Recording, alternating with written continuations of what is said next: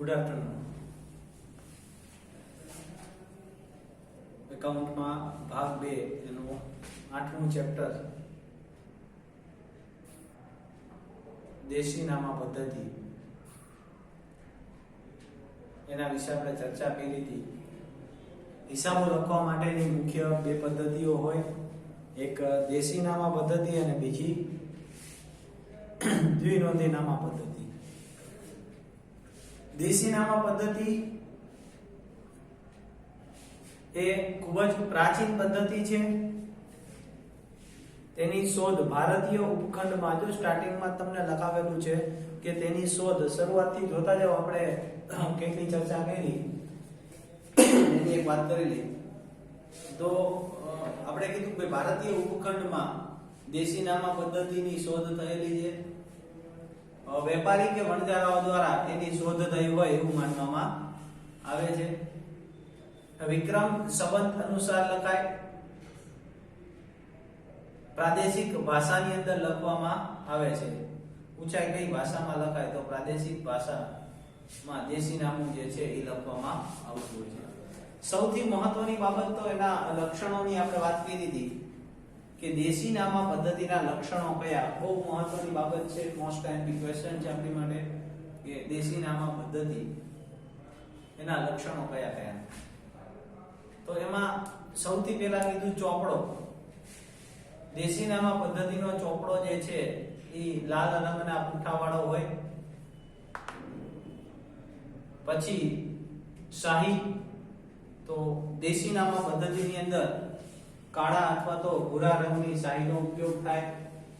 ભાષા, તો પ્રાદેશિક ભાષાની અંદર લખવામાં આવે છે. પછી ચોથું વિક્રમ સંવત, તો દેશી નામું જે છે એ વિક્રમ સંવત અનુસાર લખાય. તો આપણે વાત કરી હતી કે દ્વિનોંધી નામા પદ્ધતિ જે છે એ નાણાકીય વર્ષ અથવા તો કેલેન્ડર વર્ષ પ્રમાણે લખાય. કઈ પદ્ધતિની વાત કરું છું? દ્વિનોંધી નામા પદ્ધતિ ઈ કેલેન્ડર વર્ષ અથવા તો નાણાકીય વર્ષ પ્રમાણે લખાય. કેલેન્ડર વર્ષ એટલે 1 જાન્યુઆરીએ ચાલુ થાય, 31મી ડિસેમ્બરે પૂરું થાય, એ કેલેન્ડર વર્ષ કહેવાય. અને નાણાકીય વર્ષ ઈ 1 એપ્રિલે ચાલુ થાય, 1/4 ચાલુ થાય અને 31મી માર્ચે પૂરું થાય, એને નાણાકીય વર્ષ કહેવાય. ઈ દ્વિનોંધી નામા પદ્ધતિ. દ્વિનોંધી નામા પદ્ધતિમાં 2 વર્ષ આવે, નાણાકીય વર્ષ લખી શકાય અથવા તો કેલેન્ડર વર્ષ પણ વાપરી શકાય. જ્યારે દેશી નામા પદ્ધતિ જે છે વિક્રમ સંવત અનુસાર લખાય. એટલે કે બેસતા વર્ષના દિવસે ચાલુ થાય અને દિવાળીના દિવસે પૂરું થાય. એને લખવું હોય તો આપણે રીતે લખી શકીએ કારતક સુદ એકમ થી, એનું વર્ષ જે છે એ કારતક સુદ એકમ થી આસો વદ અમાસ સુધીનું હોય. એટલે વિક્રમ સંવત ચોથું લક્ષણ. પહેલું લક્ષણ આપણે કયું કીધું? ચોપડો. બીજું શાહી. ત્રીજું ભાષા. ચોથું વિક્રમ સંવત. વિક્રમ સંવત અનુસાર લખાય. અને એનું વર્ષ ક્યારે ચાલુ થાય? કારતક સુદ એકમ થી લઈ અને આસો વદ અમાસ સુધીનું હોય. પછી આપણે વાત કરી પૂજાનું પાનું.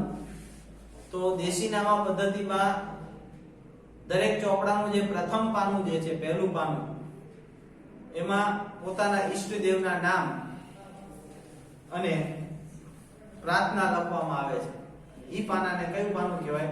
પૂજાનું પાનું કહે છે. એક માર્કમાં પણ પૂછી શકે આપણને એવું કે પૂજાનું પાનું એટલે શું?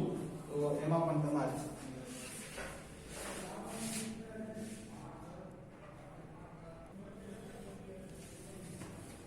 તો આપણે વાત કરતા હતા કે ભાઈ પૂજાનું પાનું. એના પછી આપણે વાત કરવી હોય તો શ્રી શબ્દનો ઉપયોગ. તો એ પણ બહુ મહત્વનો લક્ષણ હતો, શ્રી શબ્દનો ઉપયોગ. દેશી નામા પદ્ધતિની અંદર શ્રી શબ્દને શુભ ચિહ્ન તરીકે માનવામાં આવે છે. તો દરેક ખાતાની આગળ શ્રી શબ્દનો ઉલ્લેખ કરવામાં આવે છે. બરાબર? એટલે ચોપડો, શાહી, ભાષા, પછી વિક્રમ સંવત, પૂજાનું પાનું, શ્રી શબ્દનો ઉપયોગ. પછી એક સૌથી મહત્વની બાબત વાત કરી હતી, સ્થળ.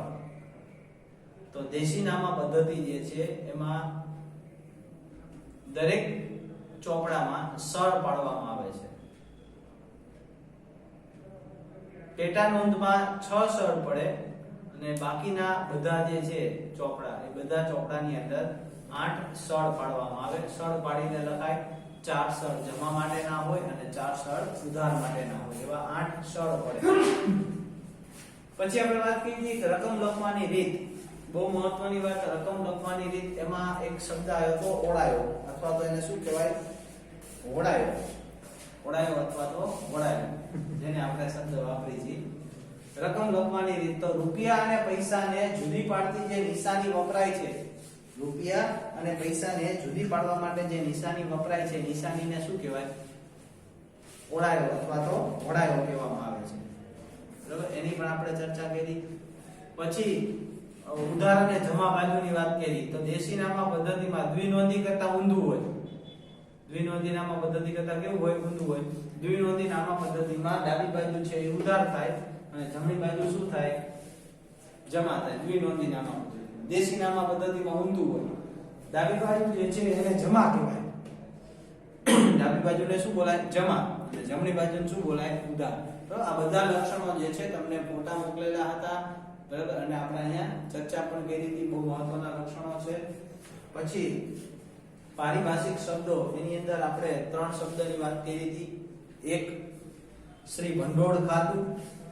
પહેલી આપણે જે વાત કરી શ્રી ભંડોળ ખાતું. કોને કહેવાય ભંડોળ ખાતું? દેશી નામા પદ્ધતિ જે છે,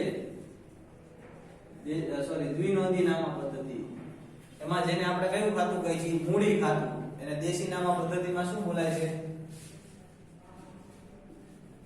ભંડોળ ખાતું કહેવાય. જેને આપણે દ્વિનોંધી નામા પદ્ધતિમાં મૂડી ખાતું કહી, એને દેશી નામા પદ્ધતિમાં ભંડોળ ખાતું કહેવામાં આવે છે. પછી આપણે બીજું એક જોયું હતું, શ્રી ઘર ખર્ચ ખાતું. તો દ્વિનોંધી નામા પદ્ધતિમાં જેને આપણે ઉપાડ કહીએ છીએ, ઉપાડ ખાતું, બરાબર, એને દેશી નામા પદ્ધતિમાં ઉપાડ શબ્દ નથી વપરાતો, એની જગ્યાએ ઘર ખર્ચ શબ્દ લખાય છે. કયો શબ્દ લખાય છે? ઘર ખર્ચ.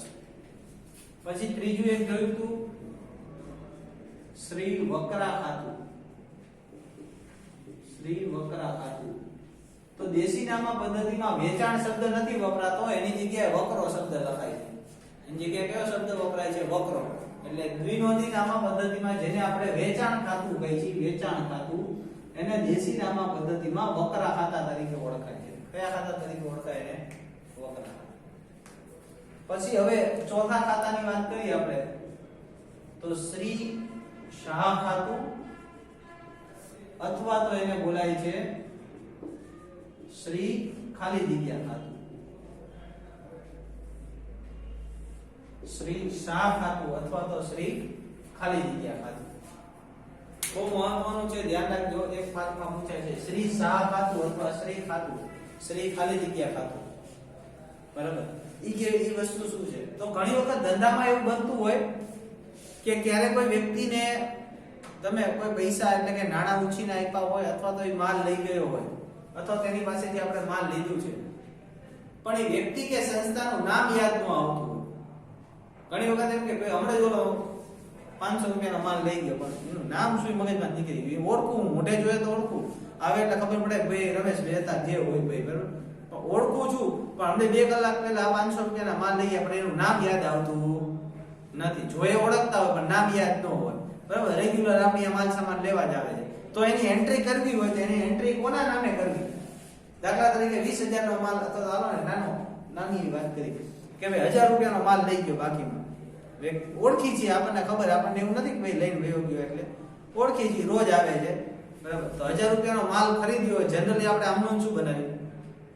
ખરીદ ખાતે ઉધાર, તે જે વ્યક્તિ લઈ ગયો એ વ્યક્તિ ખાતે, બરાબર. પણ એ વ્યક્તિનું નામ જ યાદ નથી, તો આમનું કેવી બનાવ્યું? હું એમ કહું કે રૂપિયા 3000 નો માલ અજય પાસેથી ખરીદ્યો, બરાબર. આવી રીતે આપણે લખ્યું. ચલો, તો આની આમનોંધ બનાવીએ. તો આની આમનોંધ શું બને? અજય ખાતે ખરીદ ખાતે ઉધાર, માલ ખરીદ્યો, ધંધા માલ આવે, ખરીદ ખાતે ઉધાર કેટલા? 3000, તે અજય ખાતે આવી આમનોંધ આપણે બનાવી. દ્વિનોંધી નામા પદ્ધતિ, પછી દેશી હોય, જે હોય, પણ આમનોંધ કંઈક આવી પડે. પણ હવે મેં કોની પાસેથી માલ લીધો આ દેનું નામ જ મને યાદ નથી. મને એટલી ખબર છે 3000 નો માલ લીધો, પણ કોની પાસેથી લીધો એ મને ખબર છે નહીં. તો મારે આમનો બનાવવા બેવું ત્યારે શું લખું? તો ત્યારે ટેમ્પરરી પૂરતું એટલે કે કામ ચલાવ પૂરતું આ રકમ જે છે એને શ્રી શાહ ખાતે લખાઈ દે. કોના ખાતે લખી નાખવાની? શ્રી શાહ ખાતે અથવા તો શ્રી ખાલી જગ્યા ખાતે. જ્યારે પણ નામ યાદ આવે ત્યારે અહીંયા જે જમા કર્યું હોય એને ઉધાર કરી અને એની ભૂલ સુધારી નાખવામાં આવે. અથવા તો શ્રી ખાલી જગ્યા ખાતું કર્યું હોય તો ખાલી જગ્યામાં એ વ્યક્તિનું નામ આવી જાય. એટલે શ્રી શાહ ખાતું અથવા તો શ્રી ખાલી જગ્યા ખાતું એટલે શું? તો જ્યારે વેપાર કરતી વખતે કોઈ વ્યક્તિ કે સંસ્થાનું નામ યાદ ન આવે, યાદ રાખજો તમે આ શબ્દ ખાસ. ધંધામાં વેપાર કરતી વખતે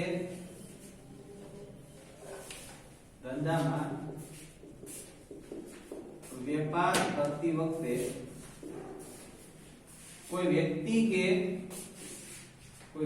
કે સંસ્થા સાથે લેવડ દેવડ, કોઈ પણ પ્રકારની લેવડ દેવડ કરી હોય, પરંતુ તે વ્યક્તિ કે સંસ્થાનું નામ યાદ ન આવે, યાદ આવતું ન હોય ત્યારે તે રકમ શ્રી શાહ ખાતે અથવા શ્રી ખાલી જગ્યા ખાતે લખવામાં આવે છે. ખાસ યાદ રાખજો. એમ પૂછે શ્રી શાહ ખાતું એટલે શું અથવા શ્રી ખાલી જગ્યા ખાતું એટલે શું? તો વેપાર કરતી વખતે કોઈ વ્યક્તિ કે સંસ્થા સાથે કોઈ લેવડ દેવડ કરેલી હોય, પરંતુ તે વ્યક્તિ કે સંસ્થાનું નામ યાદ આવતું ન હોય ત્યારે રકમ કોના ખાતે લખાય છે? શ્રી શાહ ખાતે અથવા તો શ્રી ખાલી જગ્યા ખાતે લખાય. વ્યવસ્થિત રીતે પેલા અર્થ પાકો કરો એનો. શ્રી શાહ ખાતું બે વખત વાંચો તો ખબર પડશે, બે વખત બોલો મનમાં, એક બે વખત બોલો.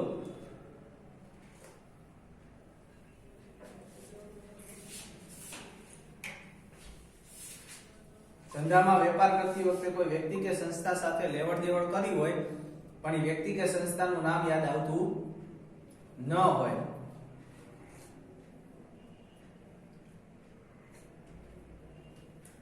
ઈઝીલી યાદ રાખવાનું કે વ્યક્તિ કે સંસ્થાનું નામ યાદ નથી આવતું, વ્યક્તિ કે સંસ્થાનું નામ યાદ આવતું નથી ત્યારે રકમ કોના ખાતે જાય? શ્રી શાહ ખાતે અથવા તો શ્રી ખાલી જગ્યા ખાતે. બરાબર. પછી એના પછીનું એક ખાતું છે પાંચમું, શ્રી તસલમાત ખાતું. જો નવા નવા શબ્દ આવશે, 4-5 વખત બોલશો ને શબ્દના નામ તો જ યાદ રહેશે. શ્રી તસલમાત ખાતું. શું? શ્રી તસલમાત ખાતું.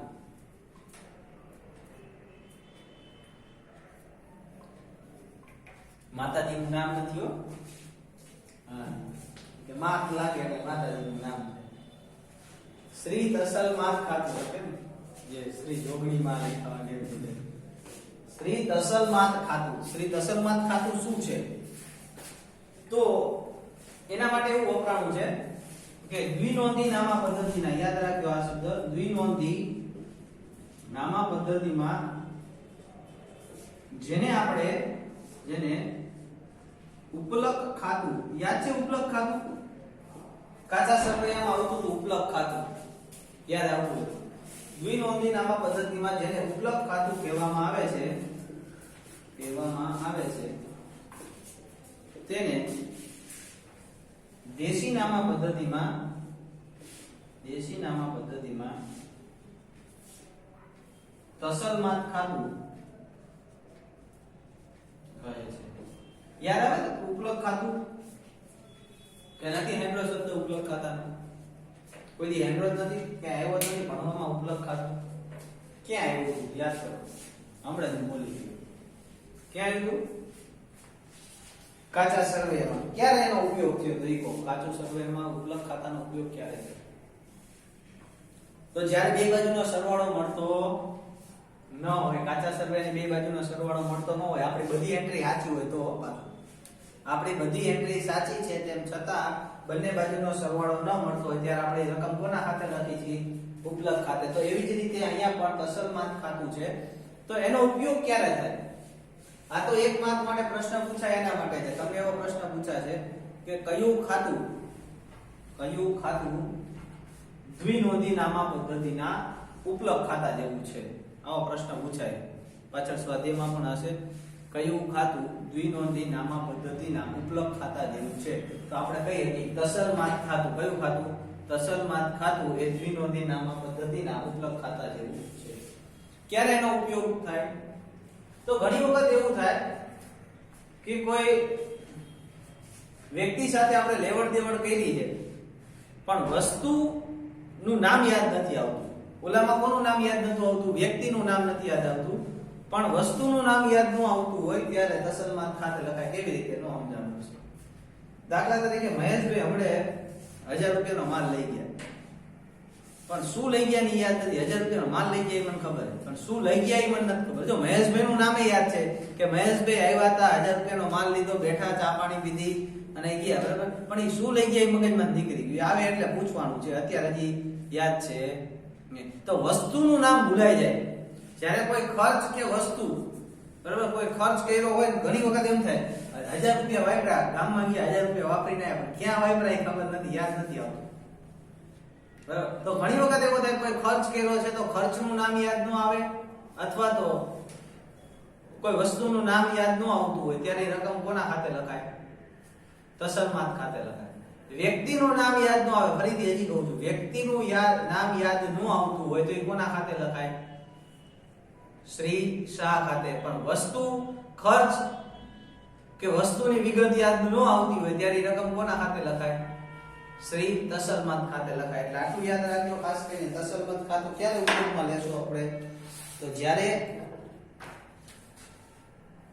કોઈ વેપારમાં કોઈ ઉપજ થઈ હોય, કોઈ ખર્ચ કર્યો હોય, ત્યારે ખર્ચ કે ઉપજનું નામ તમને યાદ ન આવતું હોય, વસ્તુનું નામ યાદ ન આવતું હોય, ત્યારે ધંધામાં વેપાર કરતી વખતે કોઈ ખર્ચ કે ઉપજ થઈ હોય પરંતુ તે ખર્ચ, ઉપજ કે વસ્તુનું નામ યાદ આવતું ન હોય ત્યારે તે રકમ શ્રી તસલમાત ખાતે લખાય છે. ત્યારે કોઈ ખર્ચ કર્યો છે, કોઈ ઉપજ થઈ છે, અથવા તો કોઈ વસ્તુ છે, એનું નામ યાદ ન આવતું. યાદ રાખજો, વ્યક્તિ કે સંસ્થાનું નામ યાદ ન આવે તો કોના ખાતે આવે? શ્રી શાહ ખાતે. પણ વસ્તુ કે વસ્તુ છે, અથવા તો કોઈ ખર્ચ કર્યો છે, અથવા તો તમે કોઈ આવક કરી છે, ઉપજ એટલે આવક, પણ એનું નામ યાદ નથી આવતું ત્યારે કોના ખાતે લખાય? તસલમાત ખાતે. 2-3 વખત બોલજો, તસલમાત ખાતું, તસલમાત ખાતું, આમ બોલાય એટલે યાદ રહે. તસલમાત ખાતું કોના જેવું છે? તસલમાત ખાતું કોના જેવું છે? દ્વિનોંધી નામા પદ્ધતિના ઉપલક ખાતા જેવું છે. કોના જેવું છે? ઉપલક ખાતા જેવું. ફરીથી એક વખત શાંતિથી જો. 5-5. પેલું ભંડોળ. ભંડોળ એટલે મૂડી. ઘરખર્ચ એટલે ઉપાડ. ભંડોળમાં મૂડી, ઘરખર્ચમાં ઉપાડ. પછી વકરા ખાતું. વકરા ખાતું એટલે વેચાણ. શ્રી શાહ ખાતું અથવા તો શ્રી ખાલી જગ્યા ખાતું. જ્યારે વેપાર ધંધામાં વેપાર કરતી વખતે કોઈ વ્યક્તિ કે સંસ્થા સાથે કોઈ લેવડ દેવડ કરી છે, આર્થિક લેવડ દેવડ કરી હોય, માલની ખરીદી કરી હોય, માલનું વેચાણ કર્યું હોય, કાંઈ પણ કરી, તો લેવડ દેવડ કરી છે પણ એ વ્યક્તિ કે સંસ્થાનું નામ યાદ આવતું નથી ત્યારે રકમ જેના ખાતે લખાય છે એને શું કહેવાય? શ્રી શાહ ખાતું અથવા તો શ્રી ખાલી જગ્યા ખાતું કહેવાય. તસલમાત ખાતું તો દ્વિનોંધી નામા પદ્ધતિના ઉપલક ખાતા જેવું છે. બરાબર. જ્યારે ધંધામાં વેપાર કરતી વખતે કોઈ ખર્ચ ઉપજ થયું હોય પરંતુ એ ખર્ચ ઉપજ કે વસ્તુનું નામ યાદ ન આવતું હોય ત્યારે રકમ જે છે એ તસલમાન ખાતે લખાય. એટલે બે વસ્તુ યાદ રાખજો, વ્યક્તિ કે સંસ્થાનું નામ યાદ ન આવે તો શ્રી શાહ ખાતું, અને ખર્ચ ઉપજ કે વસ્તુનું નામ યાદ ન આવે તો કોના ખાતે લખાય? તસલમાન ખાતે. એના પછી વાત કરી છઠ્ઠું ખાતું હતું માટે તો નવા નવા શબ્દ આવશે. હાવ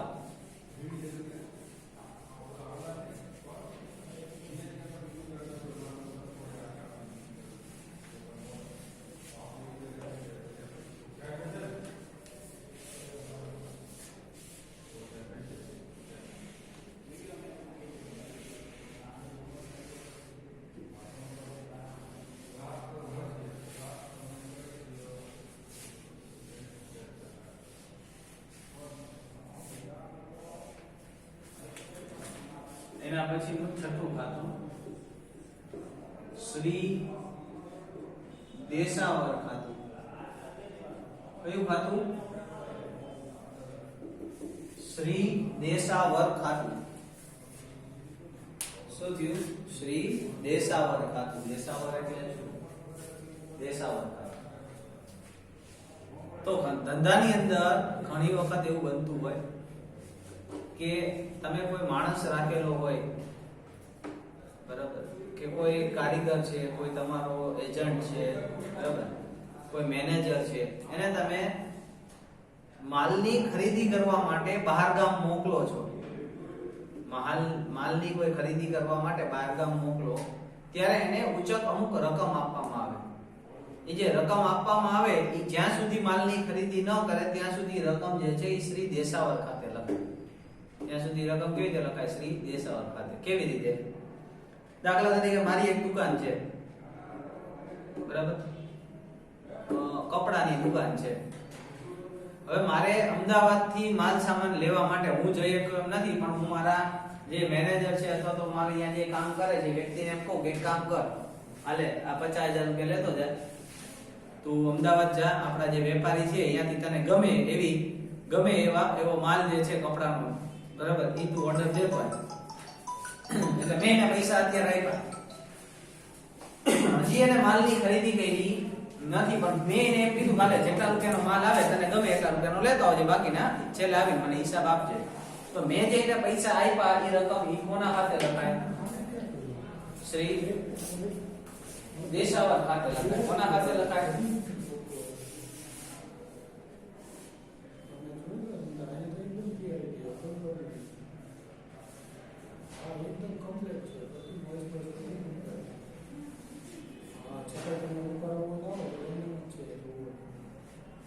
કોના ખાતે લખાય? શ્રી દેશાવર ખાતે. એટલે શ્રી દેશાવર ખાતું એટલે શું થાય?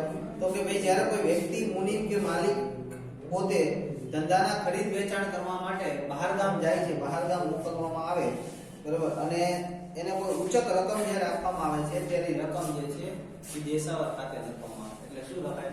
કે જ્યારે કોઈ વ્યક્તિ મુનિમમાં ખબર પડે? મુનિમ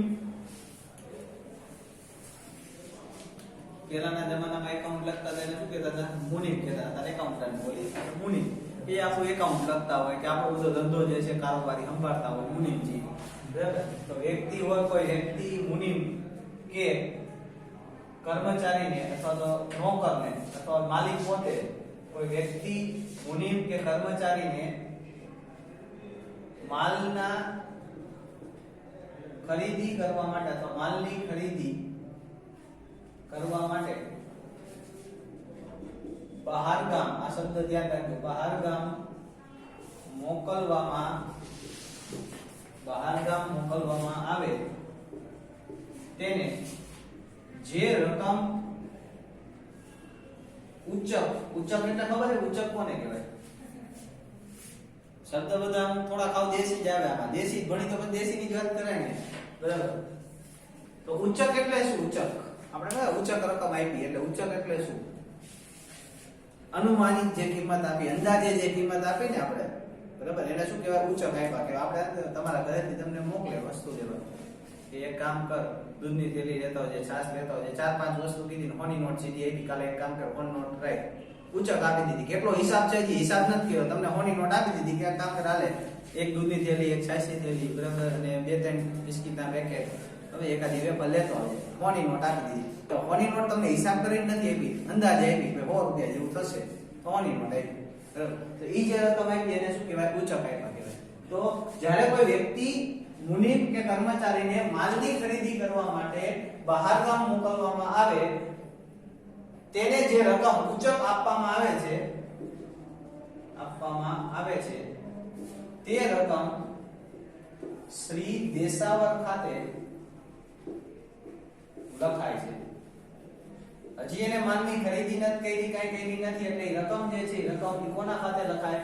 શ્રી દેશાવર ખાતે લખાય. અત્યારે દાખલા તરીકે મેં કોઈ માણસ બોલ્યો કે કામ કર, અમદાવાદ જઈને માલ સામાન લઈ આવજે, મેં એને આપ્યા, કાલે 20000 રૂપિયા રાખ, તારી આ વસ્તુ લેવામાં કામ લાગશે. તો એને 20000 મેં આપ્યા, 20000 ની નોંધ તો કરવી પડે ને.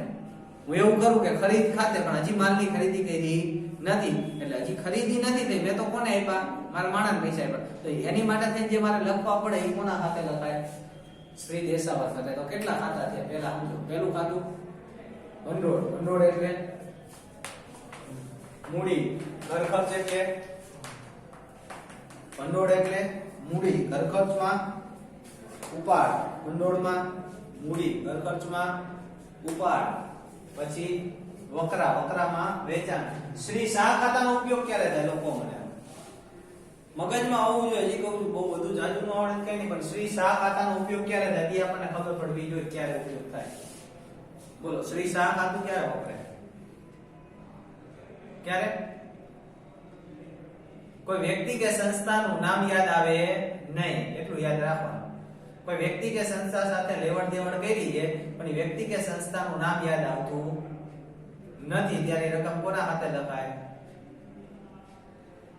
શ્રી શાહ ખાતે, અથવા તો શું લખાય? શ્રી ખાલી જગ્યા ખાતે. તસલમત ખાતું કોના જેવું? તસલમત ખાતું દ્વિનોંધી નામા પદ્ધતિના કયા ખાતા જેવું છે? કયા ખાતા જેવું? ઉપલબ્ધ ખાતા જેવું. કયા ખાતા જેવું? ઉપલબ્ધ ખાતા જેવું. બરાબર. તસલમત ખાતાનો ઉપયોગ ક્યારે થાય? તો કોઈ ખર્ચ, ઉપજ કે વસ્તુનું નામ યાદ આવતું ન હોય, એટલું યાદ આવે, પણ વ્યક્તિનું નામ યાદ ન આવે તો શ્રી શાહ ખાતું. વસ્તુ કે ખર્ચ કે આવકનું નામ યાદ ન આવતું હોય તો તસલમત ખાતું. અને દેશાવર ખાતામાં યાદ રાખવાનું બહાર ગામ મોકલો હોય.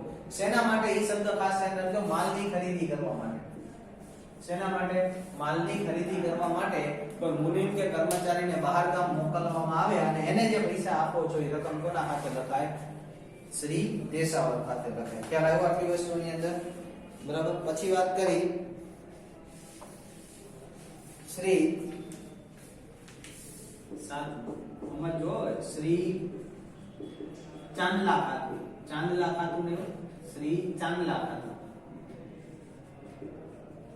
આવી રીતે લખાય. ચાંદલા, શ્રી ચાંદલા ખાતું એટલે શું? શ્રી ચાંદલા ખાતું એટલે આ રીતે લખવું પડે, શ્રી ચાંદલા ખાતું. શ્રી ચાંદલા ખાતું એટલે તો જેમ આપણા વ્યવહાર હોય છે, બરાબર, આપણા સગાવાલા હોય, એવી રીતે ધંધાના પણ અમુક વ્યવહારો હોય છે.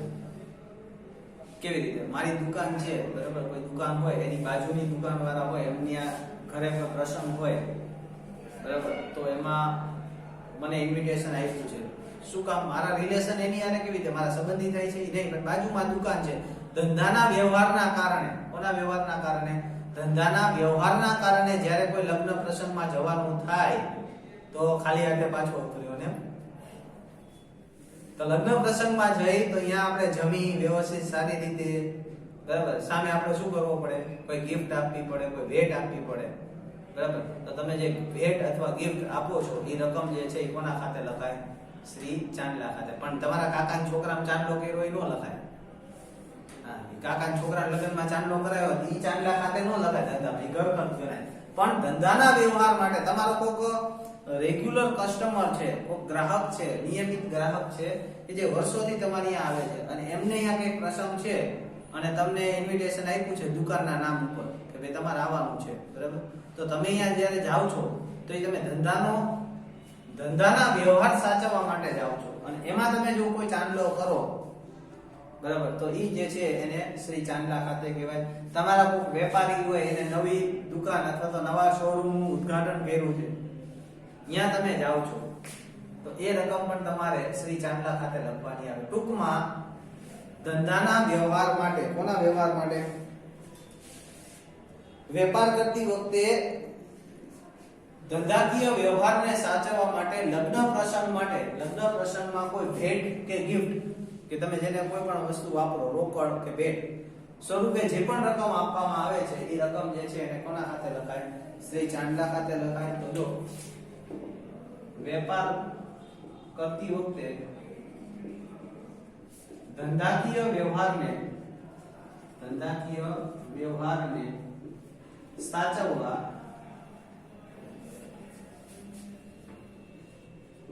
સાચવવા માટે લગ્ન પ્રસંગમાં કોઈ રોકડ કે ભેટ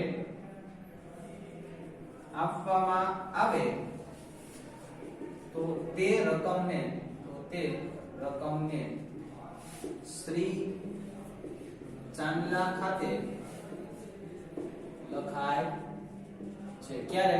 તમારા ધંધાકીય વ્યવહારને સાચવવા માટે, ધંધાનો વ્યવહાર જે છે એને સાચવવા માટે તમે કોઈ લગ્ન પ્રસંગમાં ગયા અને અહીંયા તમે કોઈ રોકડ આપી અથવા તો તમે કોઈ ભેટ સ્વરૂપે કોઈ ગિફ્ટ આપી, તો ઈ જે રકમ, એની જે રકમ થાય છે, રકમ કોના ખાતે લખાય છે? શ્રી ચાંદલા ખાતે લખવામાં આવે છે. બરાબર. તો કેટલી વસ્તુ છે આપણી માટે? 7 ખાતા. ભંડોળ, ઘર ખર્ચ, પહેલું ભંડોળ, બીજું ઘર ખર્ચ, બીજું વકરા, શ્રી શાહ ખાતું, વ્યક્તિનું નામ નો યાદ આવે, દશરમંત ખાતું, ખર્ચનું નામ યાદ નો આવે. કોના જેવું હોય દશરમંત ખાતું? ઉપલક ખાતા જેવું. પછી દેશાવર ખાતું, કોઈ વ્યક્તિ કે મુનિમ કે કર્મચારીને માલની ખરીદી કરવા માટે બહાર ગામ મોકલી અને એને જે રકમ આપી એ રકમ કોના ખાતે લખાય? શ્રી દેશાવર ખાતે લખાય છે. અને શ્રી ચાંદલા ખાતું તો વેપાર કરતી વખતે ધંધાકીય વ્યવહારને સાચવવા માટે લગ્ન પ્રસંગમાં, યાદ રાખજો, લગ્ન પ્રસંગ હોય કે ઉદ્ઘાટન હોય, એવું નથી પછી લગ્ન પ્રસંગની વાત છે. કોઈ લગ્ન પ્રસંગ છે, કોઈ ઉદ્ઘાટન છે કે કોઈ સારા કામ કાર્યની અંદર તમે કોઈ રોકડ કે ભેટ આપવામાં આવે અથવા આપો છો તો એ રકમ જે છે કોના ખાતે લખાય છે? શ્રી ચાંદલા ખાતે લખવામાં આવે છે.